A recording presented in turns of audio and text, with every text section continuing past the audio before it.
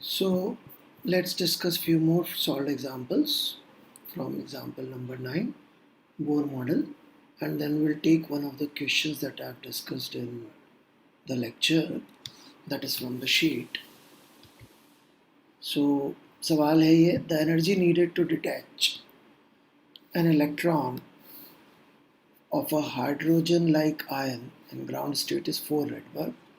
What is the rate of radiation emitted when the electron jumps from first excited to the ground? जब first excited state बोला तो 2 हो गया, ground बोला तो 1 हो गया, राइट। और जो हमको दे रखा है वो क्या दे रखा है, ग्राउंड स्टेट से निकालने की एनर्जी 4 Rydberg दे रखी है, राइट। हाइड्रोजन लाइक आयन, तो वो बेसिकली आप देखेंगे तो जो अपना फॉर्मूला था 13.6 z square by n square, तो यहाँ से इन्फिनिटी में निकालने की एनर्जी ये हो जाती थी, राइट। तो उसको इन्होंने बोल दिया कि जो टोटल एनर्जी है ये ग्राउंड स्टेट की होगी -4 इंटू, यहाँ पे माइनस ही था, इंटू 13.6। तो 2 के लिए फॉर्मूले में आपने बाय 4 कर दिया, तो ये आ गया, दोनों का डिफरेंस निकाल लिया एंड डन। फिर भी पूछा what is the radius of the first orbit of this atom, तो वो जेड स्क्वायर यूज करके आपने सबसे पहले तो जेड निकाल लिया, तो जेड की वैल्यू आ गई 2, ये देखिए। और फिर रेडियस का फॉर्मूला लगा दिया आपने ग्राउंड स्टेट के लिए, ठीक है, फॉर्मूले का एप्लीकेशन है सीधे सीधे।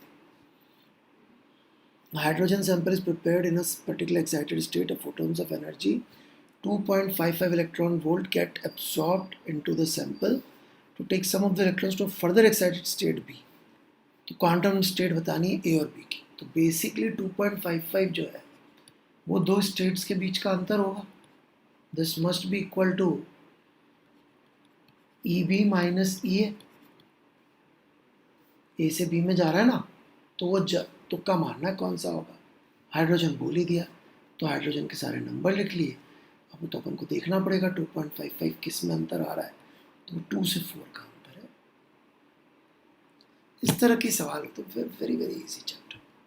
11th, find the maximum wavelength lambda not of light which can ionize a hydrogen atom in its ground state. Light of wavelength lambda naught is incident on a hydrogen atom is first excited state. Find the kinetic energy of the electron coming out. तो maximum wavelength मतलब याद रखिएगा lowest energy, right, lowest energy which can ionize a hydrogen atom in its ground state. Straight forward 13.6 से ionise हो जाएगा, इससे ज़्यादा से भी हो जाएगा, 13.6 से तो पक्का हो जाएगा, फॉर्मूले में पुट कर दिया तो वेवलेंथ आ गई। Light of the wavelength lambda naught is incident on hydrogen atom which is at first excited state. First excited state लिखते ही तो पहले n इज इक्वल टू 2 में ये एनर्जी थी, 1 में देते तब तो इन्फिनिटी पे पहुंच के 0 हो जाती। अभी जिसकी एनर्जी -3.4 है, यही है इसकी टोटल एनर्जी। ऐसी चीज को अपन ने इतनी एनर्जी दे दी पॉजिटिव में, तो इसका difference would be the kinetic energy, बस। Derive an expression for magnetic field at the site of the nucleus, ये वाला अभी छोड़ दीजिएगा कि मैग्नेटिज्म अभी अपन ने नहीं पढ़ा, तो अभी इसको छोड़ दीजिए, नहीं तो इसमें एक फॉर्मूला होता है स्ट्रेट फॉरवर्ड, वो यूज़ हो रहा है, पर वो भी ज़्यादा हो जाएगा। यहाँ तक तो आप कर लेंगे, ये जो फॉर्मूला है ये फॉर्मूला अभी आपको नहीं पढ़ा है, तो इस वजह से इसको, ये वाला फॉर्मूला भी आपने नहीं पढ़ा है, तो इसको छोड़ दीजिए, राइट।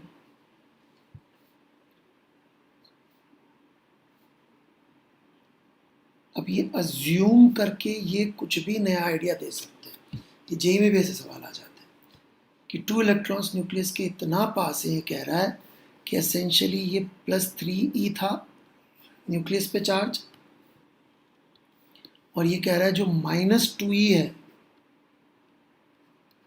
राइट, उस क्लाउड ने इसको ढक लिया है, तो जो बाहर एक इलेक्ट्रॉन बचा,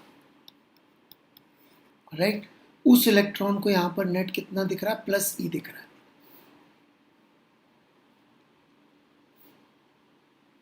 ठीक है, और बस इसने क्या बोल दिया, but n is equal to 1 states are not available, और z को क्या मान लेना है, 1, ये इसने समझा है।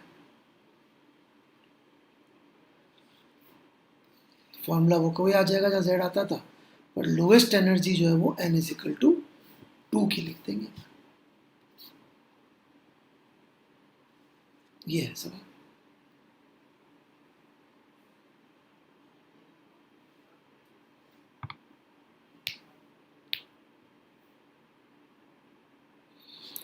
फोर्टीन्थ जो है काफ़ी इंटरेस्टिंग क्वेश्चन है।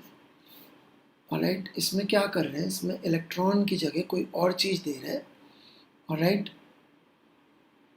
म्यून दे रहे हैं, म्यू मेजॉन, और इसका मास कुछ और दे दिया, चार्ज कुछ और दे दिया, तो अपन को बेसिक फॉर्मूला यदि कहाँ से आता है पता है तो आ जाएगा, जो भी पार्ट पूछे इसके अंदर। ऑलराइट, सबसे पहले अपन से पूछा गया इसके अंदर रेडियस,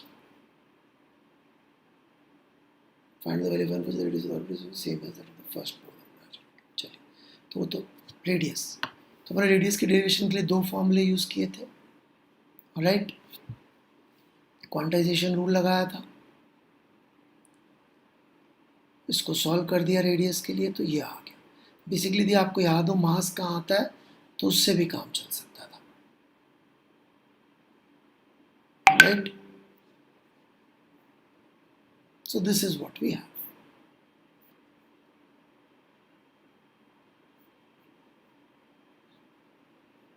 और z की वैल्यू 3 है, इसमें दे रखा है।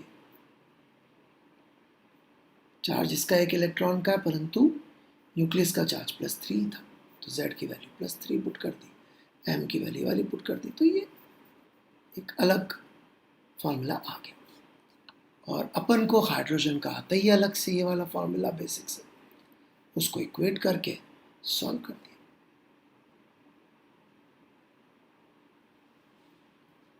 फिर सी पार्ट में क्या पूछा है इन्होंने, find the wavelength of the radiation emitted when the mu meson jumps from third orbit to the first orbit.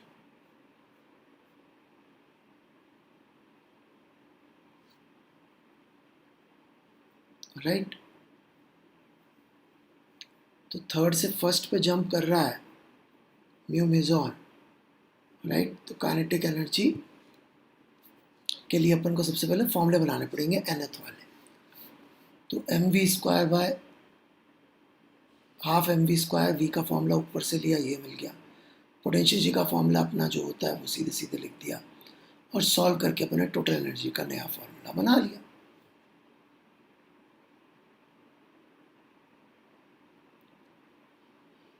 Radius का वैल्यू डाल के ये आपका फॉर्मूला आ गया।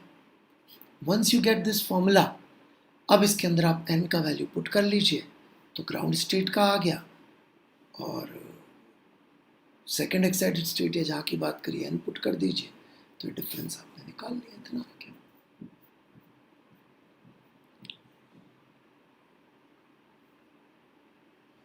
Third orbit to first orbit. अब ये बड़ा इंटरेस्टिंग है कि भाई 500 से 700 के बीच में कौन सी होती है, ये याद भी रख सकते हैं, ये बामन भी आता है यदि अपन को 11th का याद हो तो। ठीक है, खैर 500 नैनोमीटर से इन्होंने उल्टा एनर्जी निकाल लिया, 700 नैनोमीटर से उल्टा एनर्जी निकाल लिया, और ये एनर्जी डिफरेंस कहाँ का लाई करता है ये अपन ने चेक करना शुरू किया। तो एक तो मालूम पड़ा 3 से 2 का डिफरेंस इसके बीच में आ रहा है बस, बाकी आप देख लीजिए 4 से 2 का डिफरेंस वो इससे ज़्यादा आ रहा होगा।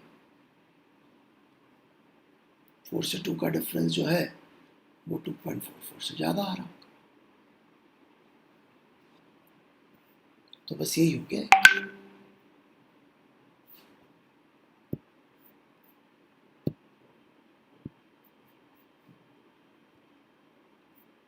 Alright. A beam of ultraviolet radiation having wavelength between 100 nanometer is situated on a sample of atomic energy, assuming that the atoms are in ground state, which wavelengths will have low intensity। ये मैंने बहुत detail में lecture में discuss किया है, यही idea. Right, if the energy of a photon is equal to the difference between energies of an excited state the ground state it is large probability of being absorbed by an atom in the ground state. ऐसा करके ये assumption इन्होंने दे रखा है। Theory मैंने इसकी बहुत अच्छी तरह से आपको समझा रखी है। ऑलराइट, तो बेसिकली आपको देखना पड़ेगा कि कौन से में है, atoms are in ground state, तो 1 से ऊपर जाने के लिए कितनी कितनी एनर्जी चाहिए। तो पहले तो इन्होंने क्या किया, 100 से 200 का डिफरेंस निकाल के रख लिया, ये आ गया भाई।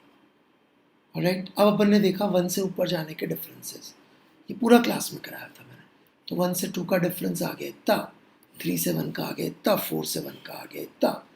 तो ये जैसे ही आप देखेंगे 4 से 1 वाला जो है 12.42 से बड़ा आ गया, तो 4 से 1 तो संभव होगा नहीं, लेकिन ये दोनों वाली एनर्जीज एब्सॉर्ब होके इनकी लो इंटेंसिटी हो जाएगी। ये मैंने क्लास में भी कराया था, सेम एग्जाम। मैंने इसको एक्सपेंड करके थोड़ा डिटेल में करा दिया था। राइट,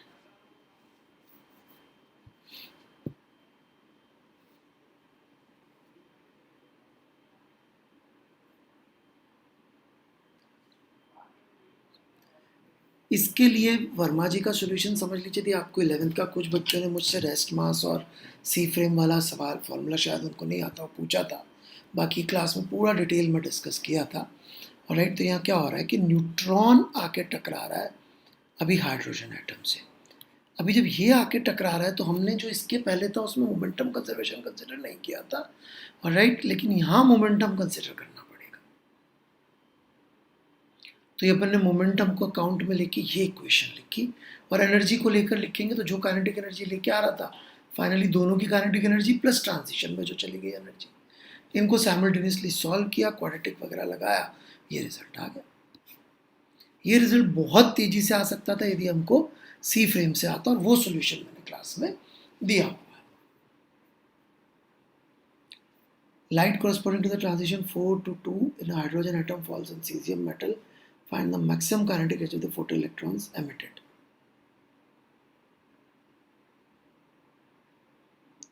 अब ये आपको ले जा रहे हैं फोटो इलेक्ट्रिक इफेक्ट का यूज करवा रहे हैं। तो 4 से 2 का ट्रांजिशन का सबसे पहले एनर्जी निकाल लो, इतना आता है। सीजियम एटम के ऊपर गिर रहा है जिसका वर्क फंक्शन इतना है, तो ये एनर्जी में से ऑलराइट अपन ने ये घटा दिया अपनी आइंस्टीन वाली इक्वेशन यूज करके, k max is equal to h nu minus 5, and this is what we gate.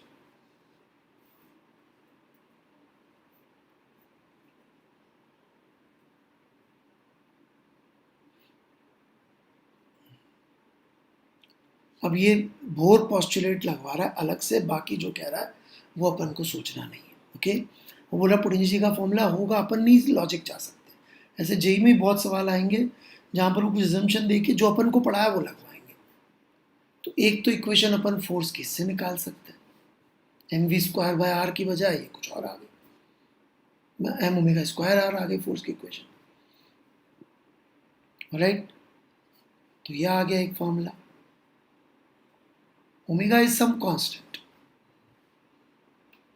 इसको सॉल्व कर लिया अपन ने फर्दर, तो from the radius nth orbit, इसका नया फॉर्मूला आ गया। मतलब ये फॉर्मूला लगाना है, इसके अलावा बाकी की फिजिक्स वो है जो ये कह रहा है, या फिर लॉज ऑफ फिजिक्स लगाना है, बस इतना सा था सवाल।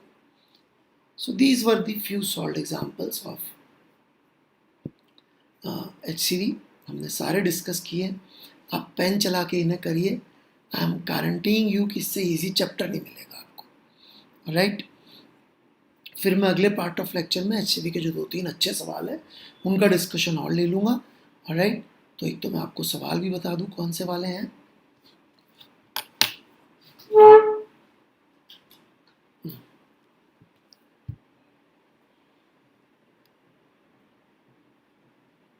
तो आप पहले ट्राई कर लीजिएगा, तो आपको फर्स्ट क्लास सब कुछ समझ में आ जाएगा। थोड़ा सा पिछले वीक थोड़े इश्यूज हो गए थे बेटा, अभी लॉकडाउन वगैरह, कोरोना, बहुत सारी प्रॉब्लम्स चलती हैं, तो कभी कभी चीज़ें ऊपर नीचे हो जाती है। कई लोगों ने उसको लेके काफ़ी अफवाह बना दिया।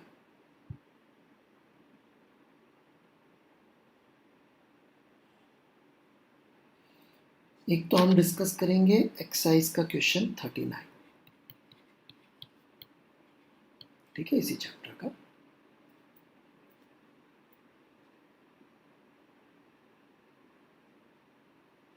चैप्टर 43 का ये अच्छा सवाल है, तो आप ये सॉल्व करके रख लीजिएगा एक तो, राइट। एक करेंगे S2 का, मैंने अभी डाउनलोड किया था, एक मिनट देख लो फिर से। S2 का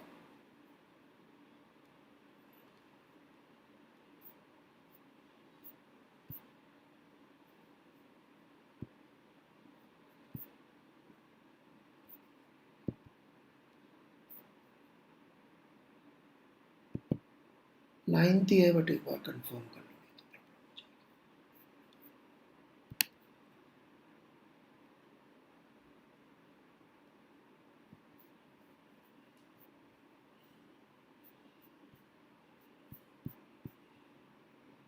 यस, S2 का 9, ये मैंने लेक्चर में डिस्कस किया हुआ है S2 का 9, फिर भी एक बार मैं दोबारा से डिस्कस कर लूँगा।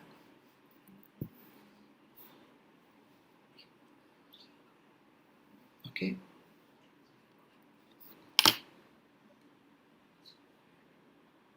और फिर हम डिस्कस करेंगे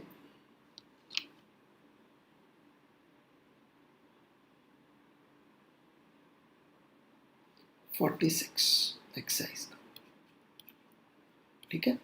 और हम बात करेंगे मूविंग न्यूक्लियस हो तो क्या होगा, ठीक है। तो ये सारे बचे हुए लेक्चर के जो पार्ट्स होंगे उसमें मैं सब आपके लिए कर दूंगा, and that should complete bore comfortably, ठीक है। एक्सरे में मेरे जैसे बच्चों से बात हुई, ज़्यादा प्रॉब्लम नहीं आई है। फिर अपन जब न्यूक्लियर फिजिक्स का लेक्चर अपलोड करेंगे दोबारा से, तो उसके साथ सप्लीमेंट्री लेक्चर भी अपलोड कर देंगे, ठीक है। चलिए, थैंक यू।